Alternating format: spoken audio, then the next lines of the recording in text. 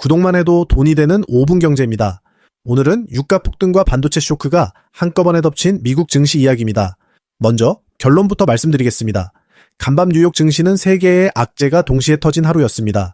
첫째, 중동에서 유가가 폭발했고, 둘째, 반도체 실적 쇼크가 미국까지 번졌고, 셋째, 연준에서 금리를 다시 올릴 수 있다는 매파 발언이 나왔습니다.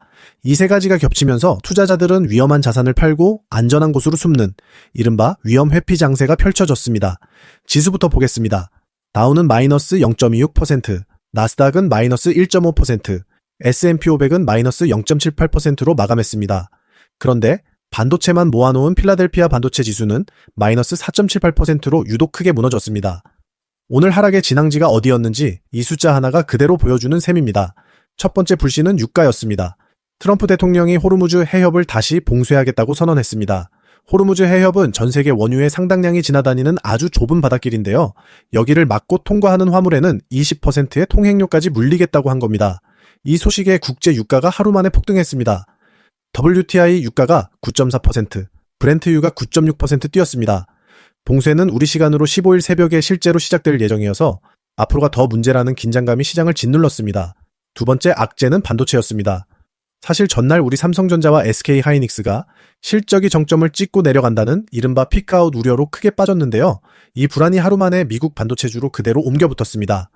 상장 첫날 13%나 올랐던 SK하이닉스, 미국 예탁증권은 하루 만에 8에서 9%가량 급락했습니다. 엔비디아는 마이너스 3.52%, AMD는 마이너스 4.21%, 브로드컴은 마이너스 4.03%로 반도체 대장주들이 줄줄이 밀렸습니다. 유가가 오르면 물가가 다시 오르고 그러면 금리 부담이 커지는데요. 이런 상황에서 성장주인 반도체가 가장 약한 고리였던 셈입니다. 세 번째는 연준이었습니다.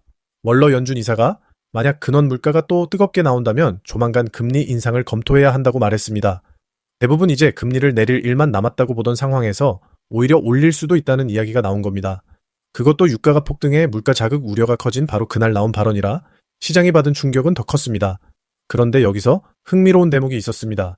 반도체에서 빠져나온 돈이 그냥 사라진 게 아니라 실적과 현금 흐름이 탄탄한 소프트웨어 회사로 옮겨갔다는 점입니다. 이걸 순환매라고 하는데요.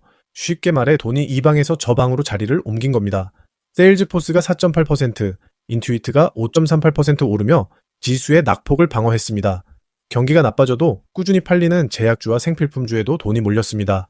반대로 아이온큐 같은 양자 컴퓨팅, 우주, 원전처럼 미래 기대감만으로 오르던 테마들은 마이너스 7에서 9%씩 크게 빠졌습니다.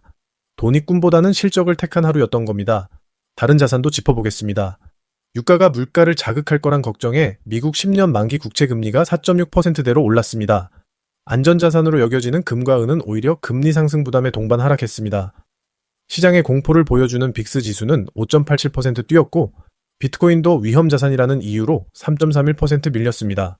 한마디로 안전한 국채를 빼면 거의 모든 자산이 팔린 하루였습니다. 그럼 우리 시장은 어떻게 봐야 할까요? 전날 코스피가 마이너스 8.95%라는 충격적인 폭락을 겪은 데 이어 밤사이 미국 반도체까지 무너졌습니다. 국내 반도체 투자 심리가 당분간 위축될 수 있다는 점은 분명 부담입니다. 다만 미국에서 확인된 반도체에서 소프트웨어와 방어주로의 자금 이동은 우리 시장에서도 실적이 뒷받침되는 업종으로 돈이 선별적으로 움직일 가능성을 보여줍니다. 정리하겠습니다. 지금은 지정학과 금리와 실적이라는 세 개의 큰 변수가 동시에 열려있는 국면입니다. 오늘 밤 발표될 6월 CPI 물가지표와 15일 새벽 실제로 시작되는 호르무즈 봉쇄가 다음 방향을 가를 분수령이 될 전망입니다. 이럴 때일수록 추격 매도나 성급한 저가 매수보다는 물가지표와 유가 방향을 확인한 뒤 나눠서 대응하며 위험을 관리하는 자세가 필요해 보입니다. 끝.